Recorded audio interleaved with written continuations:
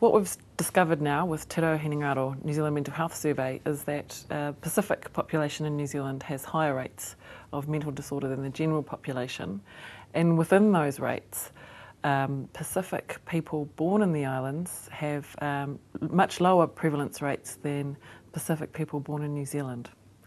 So there is a difference, and it's a statistically significant difference. So being New Zealand born, there's higher risk that you'll develop mental disorder. And I guess that does raise some interesting research questions around what is it about Pacific Island-born people that makes them more resilient, maybe, to mental disorder. And I guess one of the really pertinent questions for the future is, are our children going to be more susceptible to mental disorder than our parents? VAR, if you don't know what that means, literally means the space between, not empty space or open space and expanse, but space that relates, space that connects. So it's about relationships, and those relationships are sacred. And we feel that our job at LeVar is about creating space for Pacific wellbeing, and part of that, a large part of that, is ensuring that we've got a workforce that can deal with the challenges that we're faced with the Pacific population at the moment. And we haven't got a workforce that can deal with that.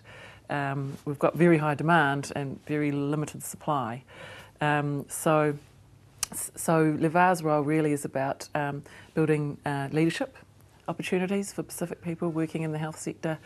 It's about enhancing the capacity and capability of the Pacific mental health and addictions workforce, which includes promotion and prevention workforce.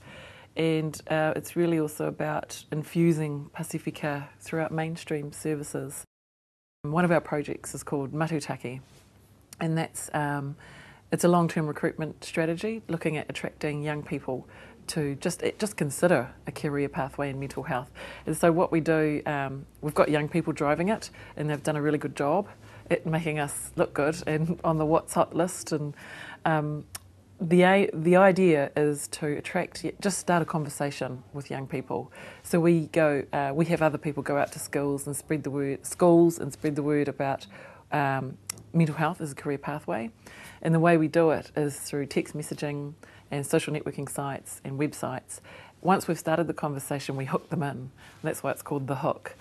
And we hook them in because we have Pacific celebrities promoting it, particularly hip-hop celebrities, and because we have high-end fashion label sponsorship from Huffer Clothing, and it doesn't matter what ethnicity you're from. If you're a label to a young person, you're going to attract attention.